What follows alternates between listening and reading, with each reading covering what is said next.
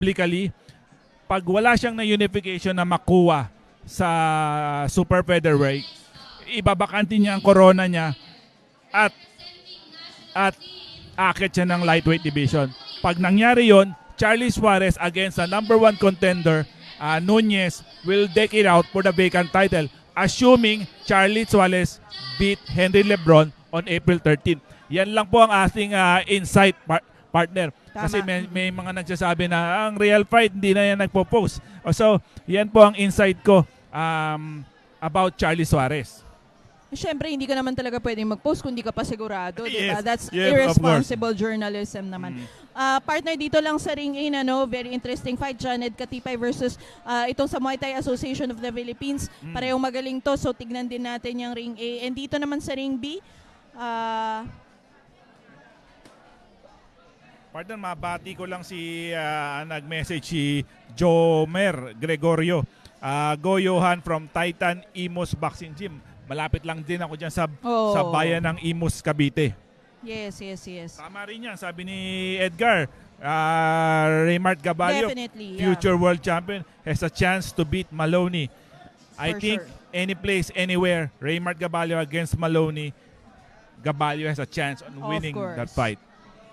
Itong si Jomar Cabatanya, may tanong. Gusto kong sagutin to kasi napaganda nung tanong niya. Tanong, ano po ba ang requirements para pagpasok ng amateur boxing? Kasi gusto niyang ipatraining yung anak niya. Unang-una, sir, na gawin natin ay ipatraining yung anak natin sa isang boxing gym. Kasi matagal-tagal na proseso yan. Tuturuan siya ng fundamentals. After niya matuto ng fundamentals, titignan ng coach kung ready na siyang makipag-sparring or mag-engage in kahit friendly sparring lang. So, ipapaspar niyo yan. And then, pag nakita ng coach, actually coach ang magde-decide kung ready na siya. Okay, tingin natin, pwede na siyang lumaban. Pwede nyo nang ipasali sa mga amateur competitions kagaya nitong UKC. So, kahit na wala ka pang laban, itatapat ka rin naman sa boxer na wala ring laban. So, huwag kayong mag-alala, hindi naman pagtatapatin yung advance sa Para beginner. matuto ka no? Oo. So yun, for me, the first step really is to train, find a good coach, and be consistent at it, Consistency ang kailangan sa ganyan. Parang yung my youngest son na walang alam sa football nung una. Oo. Talagang magte-train ka, nasa ilalim ka talaga, mistakes, yung frustration, parang boxing din. Ang football parang boxing din. Frustration, hindi ka makashoot, hindi ka makadribble, wala ka lahat. So, ngayon kahit papano, marunong na mag-dribble ang anak ko sa football, nakaka-shoot na rin siya, nakakapasa rin. Wow. Ang sports is about process. Exactly. Kailangan talagang pupunta ka sa pinakababa, then unti-unti ka aakyat. Walang umakyat na instant na ganun. And yun nga, siguro I'm just being realistic, You really have to put in the work.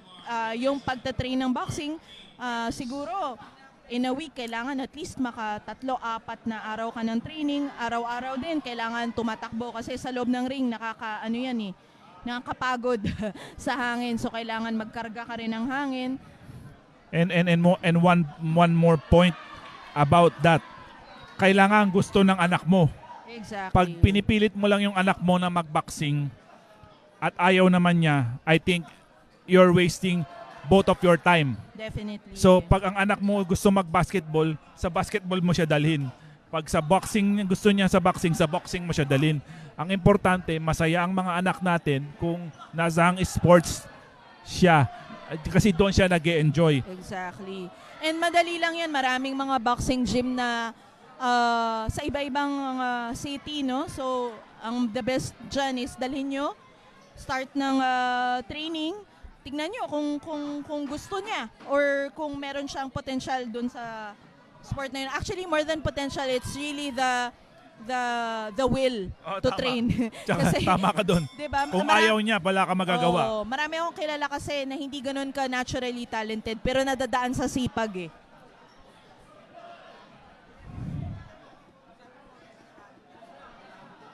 Hindi po natin Hana Duarte, hindi po natin mabilang kung anong bout na nasa ring B Pero more or less po, may mga nakapito at 8 bout na po tayo sa Ring B.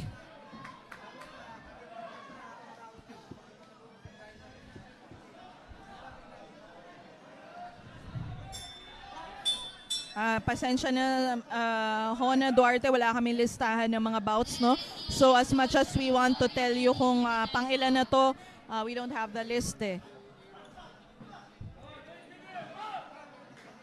Gusto ko tong kalibre ng suntok nitong dalawang boxers na nakita natin sa Ring B, no? Talagang kita nyo, snappy yung mga suntok nila. Itong actually, both of them are using that jab to the body. Ako, paborito ko yung partner yung jab to the body. Lalo ako, mas maliit ako na boxer. Gusto ko yung suntok na yan to set up my punches.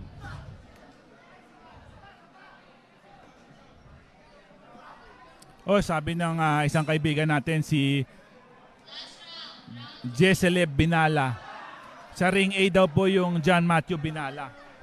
Si John Matthew Binala versus John Ed Katipayang. Salamat.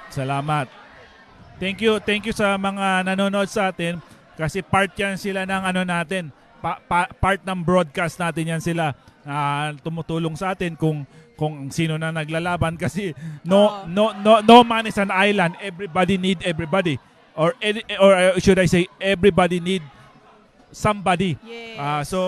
So yan pong mga nagko-comment dito, ay malaking tulong po yan sa commentary namin. Yan po ay bahagi po kayo ng komentaryo namin dito sa competition na to.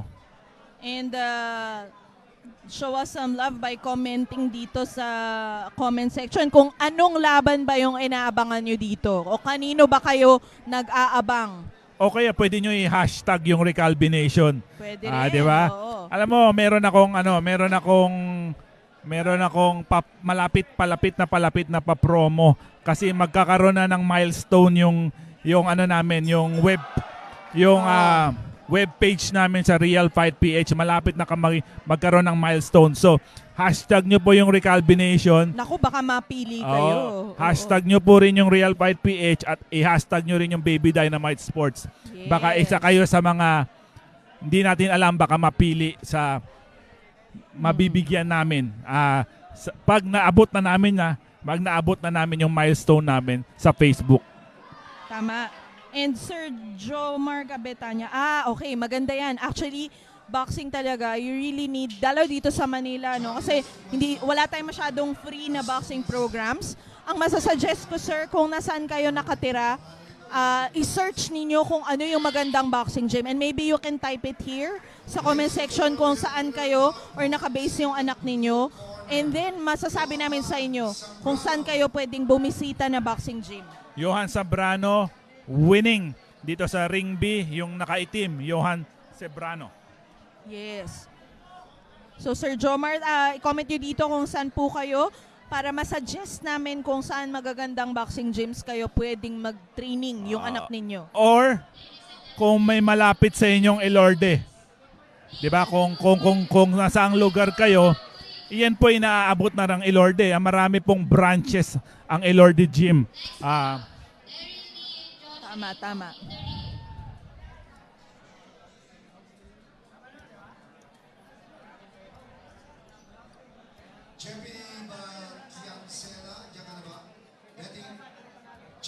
Yan naman, a show of sportsmanship from all of our boxers. Yan ang magandang natuturo ng sports partner, no? Kung paano tayo maging good sport, paano tayo maging gracious na opponent sa ating mga kalaban.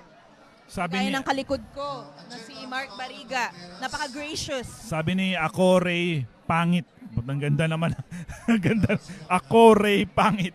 Pero ang ganda, very witty. Sabi niya, pwede ako sasali sa boxing kasi dati rin akong member ng UKC Amateur Boxing. Oo naman. Pwede po. Pwede. Pwedeng pwede.